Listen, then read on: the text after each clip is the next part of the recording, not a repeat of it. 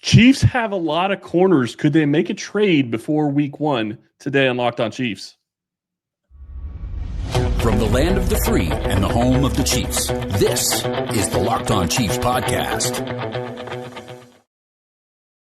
Chiefs Kingdom, welcome back for another episode of Locked On Chiefs, your daily podcast covering the Kansas City Chiefs, part of the Locked On Podcast Network, your team every single day.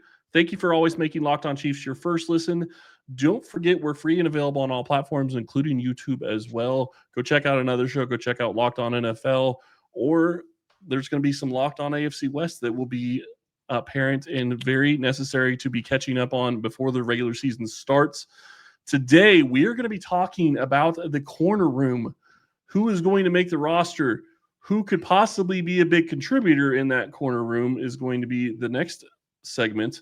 But we're going to start talking about, could they make a trade before week 1? And really, this comes about, we've talked about the corner class being, or the corner group being very deep for the Chiefs for the past couple of weeks and probably a month, to be quite honest. And before I forget, today's episode is brought to you by Game Time. Download the Game Time app, create an account, and use code LOCKEDONNFL for $20 off your first purchase. The thing when you start looking at this corner group is we think their 3 starters probably pretty set right now. It's a question of, is there value that they have left on the roster that other teams are going to be interested in? And the name that's going to come to mind for most people is going to be Joshua Williams, because there was a big trade that just happened last week between the Pittsburgh Steelers and the Miami Dolphins, and Jalen Ramsey is now in Pittsburgh. It's a weird world. I put something out on NFL 33 about it. Make sure you go check that out. Check out Chris Casey Chiefs Corner and hit RGR Football while you're after it as well, because I do some crazier things over there. But stop me if this sounds familiar. McDuffie, Watson, Fulton, Williams, the law firm, Roland Wallace, Nas Johnson, Covington, Eric Scott. I don't know enough about Eric Scott to tell you whether he's got trade value, but Darius Rush might. Melvin Smith could. Kevin Knowles even could. Like, that's how deep this group is. And like you said, the top 3. We're going to talk about them ad nauseum in the coming weeks. But it's about who could show a spark in relief of those guys, because you don't need to run Trent McDuffie this preseason. If Trent McDuffie plays more than 10 snaps in a given preseason game, I'm going to lose it, because you know what you need to know. He is an elite corner no matter where you place him. If you want to make the most of him, yes, you want 2 outside corners, let him play in the nickel. Don't get me wrong, folks. If there's only 2 corners on the field, one of them will be Trent McDuffie. That's not what we're saying. But that makes life easy. It's all about who fits where, when, and how they fit the puzzle behind him. And if Jaylen gets hurt again, or if Christian Fulton takes a little while to get up to speed, or maybe he gets hurt, you never know. It's all about fitting into the mold that is this secondary. Yeah, and the big question is you look at the roster, they've had Najee Johnson, they've had Joshua Williams, they've had Trent McDuffie, and they've had Jaylen Watson all on the roster for the same amount of time, 4 years. They know each other well. They've been going against each other for a very long time. You can add Brian Cook into that. That was a huge draft class when you start talking about the secondary. But the reality is that you're in a situation now where you go and draft a guy in the 3rd round in Noah Williams, and whether or not you think he can be a starter this year isn't really even relevant. It's a question of whether or not you think he's going to contribute on this roster. And if he's going to contribute, then you have to look at it and go, okay, well, if Noah Williams is at worst corner number 4, what are you going to do with Joshua Williams? What are you going to do with Najee Johnson? You have all these players, and you start talking about Joshua Williams, you start talking about Najee Johnson. That doesn't even get into a guy in Christian Roland Wallace, who I thought played really well at times last year and was a rookie and needs more time to develop in my mind. And the Chiefs have got a lot more vision and have seen what he's been able to do from year 1 to year 2. We'll get a lot better idea of what he looks like when training camp kicks off here in a couple of weeks. Yeah, I agree. All those guys are valuable. The law firm of Johnson, Williams, and Williams might get broken up. I think they are probably the 3 names on this cornerback group that have the most value in a trade. I don't think anybody's trading for Melvin Smith, but he might show you enough to make one of those guys available and another team might pick them up. I'm not super high on Covington, but I do think Knowles has some value, and I do think Rush has a lot of upside if he can figure out technique and the defense. So I do think there's a number of possibilities of guys that are now 7, 8, 9 on the depth chart that could bump up and push for 6, and maybe that makes somebody a trade target. Yeah. And Kansas City is going to potentially be getting some free, some cap space back if they're able to trade off one of these corners. And that could be something that, you need to take into consideration. The salary cap is going to play into all of these decisions, whether or not it's a big part of the decision or not, it's going to play into it. The reality, though, is you have your top 3 guys, and I would say you probably have your top 4 in reality, with Jaylen Watson, Trent McDuffie, Christian Fulton, and I'm going to throw Noel Williams in there, not necessarily because I think he's a top 4 corner, but because he's not going anywhere. I can't imagine that he's going to be cut. So those are the 4 guys that I would say are pretty much guaranteed to be on the roster as of week 1. And I know some of you are saying, oh, they just cut a draft pick last year that was a corner. Yeah, but he was a 6th-round pick. 3rd rounders are not getting cut, even if they have some trouble getting used to the scheme, et cetera, et cetera. Yeah. Right. John Dorsey don't work here no more. So, okay. That's true. That's where that's coming from. But there are stranger things that could happen of guys that show one spark of possibility that grow into that. And I agree with you. I think we'll talk more about who can step into those roles coming up here in a minute, but there are plenty of options. Yeah, and that's exactly what you want. We talked yesterday about potentially needing to maybe add a running back because we think that maybe they need to add, something different. Corner, I don't think that they really need to make any additions. I think that they have a very big supply of what they like at that position, and they know what these guys bring. So I do think that that's going to play into how this roster is built. And the reality is that you're likely only going to be able to keep 6 because of other positions that we've talked about ad nauseum. Yeah, Chiefs are sellers, not buyers this preseason. Yeah, absolutely. When we get back, we're going to talk about the Chiefs cornerback group and the core contributors right after this.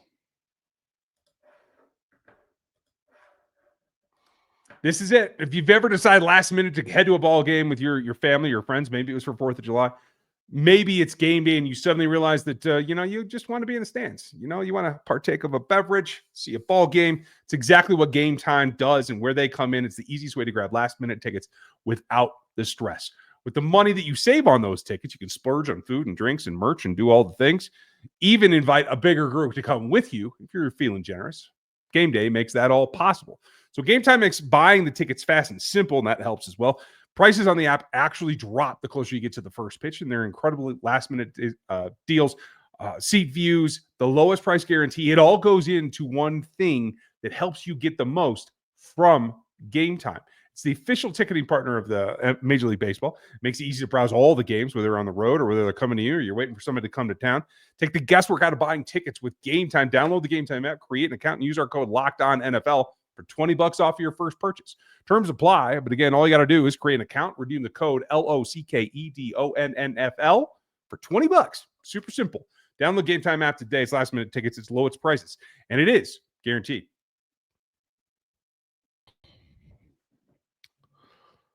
Core contributors at the corner room. This is going to be a little bit interesting because we've already talked about the guys that are going to be starting, but it gets a little bit deeper now. You start looking at, let's just say the top 3 are Jaylen Watson, Christian Fulton, and Trent McDuffie. Then you have to look at who are the next 3 that are probably going to be on the roster. Joshua Williams, Najee Johnson, and Noel Williams. And that doesn't even take into account Christian Roland Wallace. This is a tough group. And I'd argue he beats 2 of those 3 guys to the field, to tell you the truth. Yeah. If Noel Williams, who I feel is an outside corner almost predominantly, say 90%, if he becomes the guy that is the backup for the outsides, then that's number 4. Number 5 becomes the backup for the nickel. And I think right now, Christian Roland Wallace has the edge over Najee Johnson playing on the inside. Now, Nye's got experience. He's kind of a gritty vet. He's been through the injury, and I think he's tough as nails. So he's not going away without a fight. So has he been working this offseason, and in particular this last like month and a half, on being more of a nickel? Because maybe he sees more of an opportunity on the inside to fight for that backup role with CRW. If that's the case, then we might be in for a training camp that is tooth and nail the whole way. Yeah, and the thing that's really going to be crazy to me, and what I don't know is, I know we're talking corners, but the reality is that you have a guy that's a safety that plays a nickel role, and they've been putting Shamari Connor at that nickel role. That's going to play into who's going to make the room at the corner room. That's just the reality of it. They could be going a different direction because they keep Shamari Connor and they plan on him playing predominantly nickel. Or they wise up and leave him as safety where he belongs. Please. Dave Merrick, talking to you. Please. Let's hope. We're going to talk about safeties on a different day, folks. We know that they intermingle. It is one secondary, but that is part of the deal. So that leaves, a significant role. Josh Williams isn't playing on the inside. I don't think Noah Williams can play on the inside a whole lot either. Maybe in a super pinch. But for me, it really comes down to how many outsides do you want? Do you have to have a dedicated nickel backup? And if so, can CRW hold off Nazeeh Johnson if that's the path that Nazeeh wants to fight for? Because quite frankly, I don't think he's going to beat out Noel, and I don't think he's going to beat out Josh.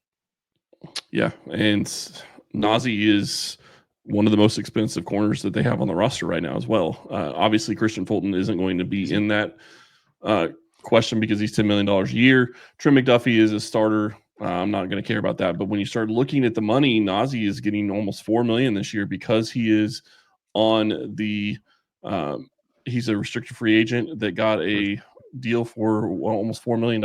I mean, that is going to potentially play into whether or not he's going to be on the roster, just because that is a little bit more money than you would expect them to be paying a guy that may not play.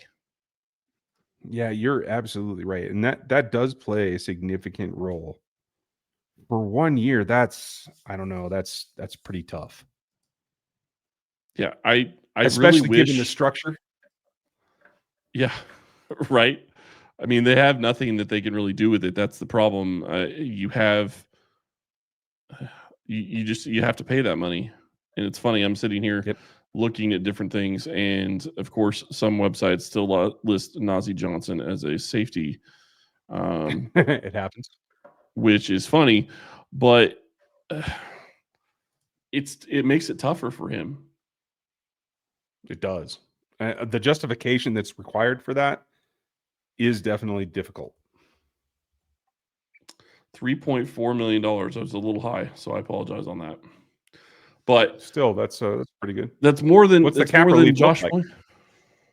Well, it's more than Joshua Williams is going to be getting. So, if they're neck and neck, does that go into who's going to make the roster? With Christian Roland Wallace isn't going to make hardly anything in 2025. Is that going to play into whether or not he makes the roster over Nazeeh Johnson? The other thing when you start looking at the core contributors is, can Nazeeh come in? And the thing that we should have mentioned already, Joshua Williams, whether or not you like him, has been a core contributor on special teams. That has been a huge part of his role for this roster. And so I do think that plays into if he makes the roster or not. He has had problems with penalties in the past. That's definitely something that you want to get cleaned up. But Nazeeh Johnson also has an injury history. Last year was his first year where he played most of the games. That is going to play into how this is going to play out as well. I know the fans are down on Nazeeh Johnson, but total. Let me put it this way. It was 4th of July weekend. Last weekend, I watched one of my favorite all-time movies, Fight Club. There's a whole series of things about how you talk about things that as if they're in the third person, right?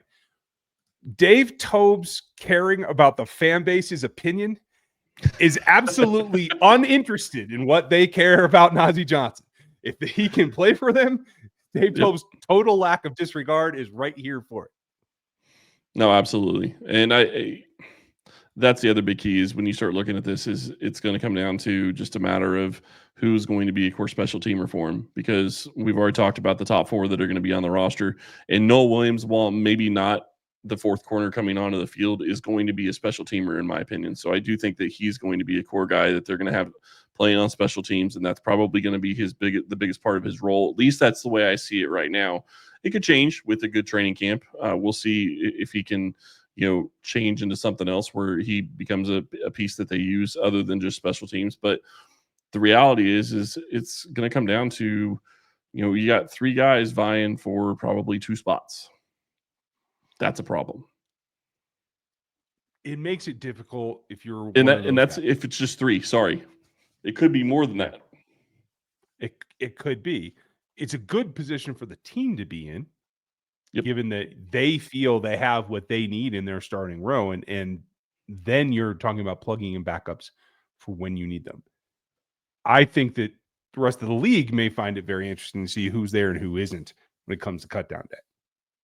Yeah, and cut down day is going to be, I will say this, one of the things that the NFL has done right, and they haven't done a ton of things right when it comes to rosters, but one of the things I love that they've done lately is making cut downs one time.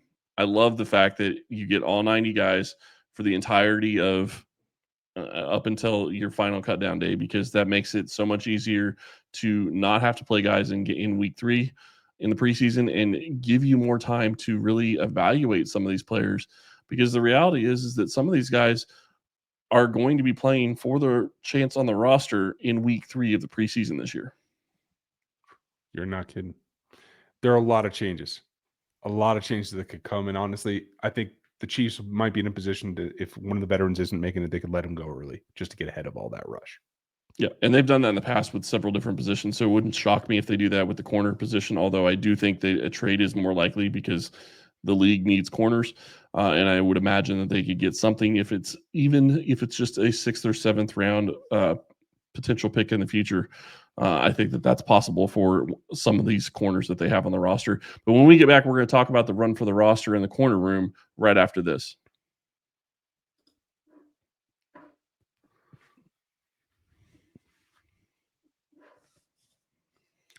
What did you count before we started this show? Was it 12? 12 corners that they have on the roster right now? With some asterisks. Yeah. Like you said, Jamari Conner, he can be a number of spots, Right. I actually think Roland Wallace is in a similar position. There's a lot of safeties that can play down or play in the slot if they have to. Yeah, and Najee Johnson on some sites is still safety as well. So there's that too. Yeah. I mean, you could look at it multiple different ways. So if you take out the top 7-ish, then you get to the back 5. You have your Darius Rush, who has been in Kansas City before and is back in Kansas City. He's been throughout the league. Kevin Knowles, Melvin Smith, Eric Scott, and Jacoby Covington, all guys that are probably going to be trying to push and make a name for themselves. I'll be honest, I don't know. Maybe there's a guy or two that could make some plays and make his name possibly be showing up for the roster. But the guys that are going to be on this roster at this position are going to be, at this point, at this level, are going to be guys that can show up on special teams and make themselves indispensable on special teams and show an ability to step in and play defense if they have to. I like the way you put that. Indispensable. Like, you have to play. You're not going to make this roster as a 7th corner or even a 6th corner as he can play some special teams. He can help us a little bit. No, because if you're not on the field on defense, you have to play special teams to make this roster, because there's too many other roster spots on both the lines and a couple of other key positions that I don't think they can afford to go. They can go 6 and 4 in the secondary for the safeties in the 6 year. Yep. But I think 5 and 5 might be even more likely, depending on where you list Jamari Conner. Well, yeah, I guess that depends.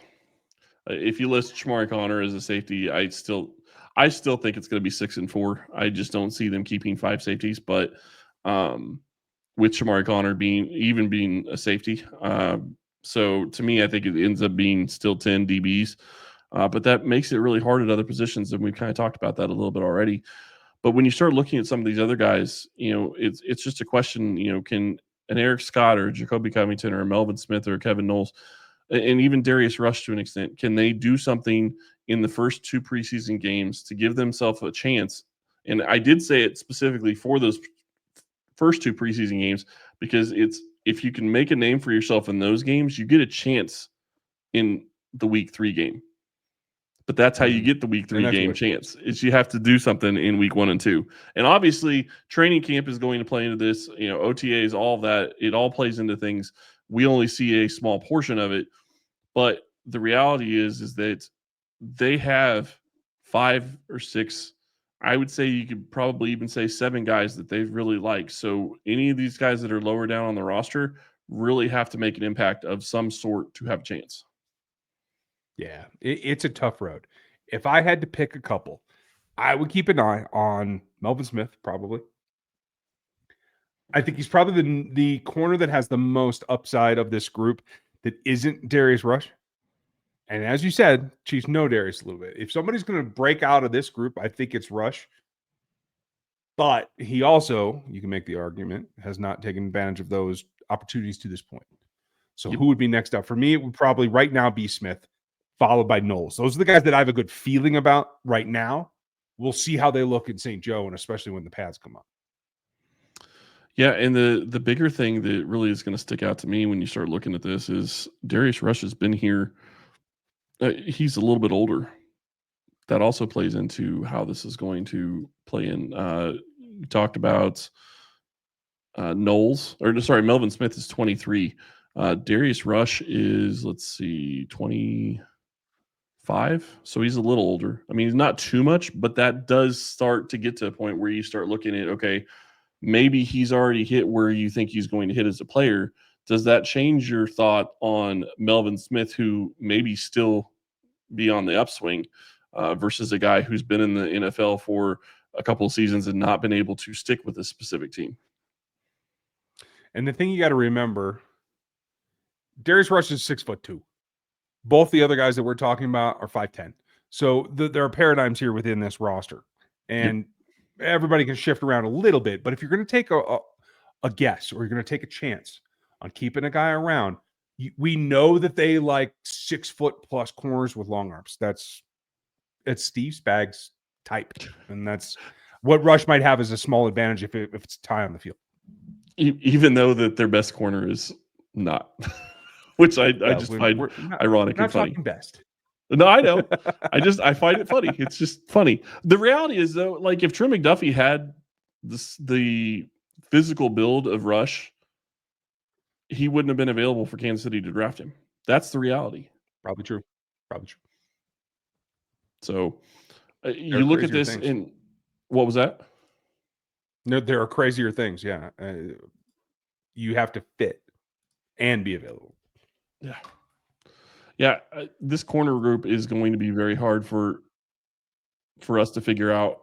There are going to be so many different players. And one of the bigger things, you start getting into a point where you had the short season in OTAs, you had the short season in minicamp.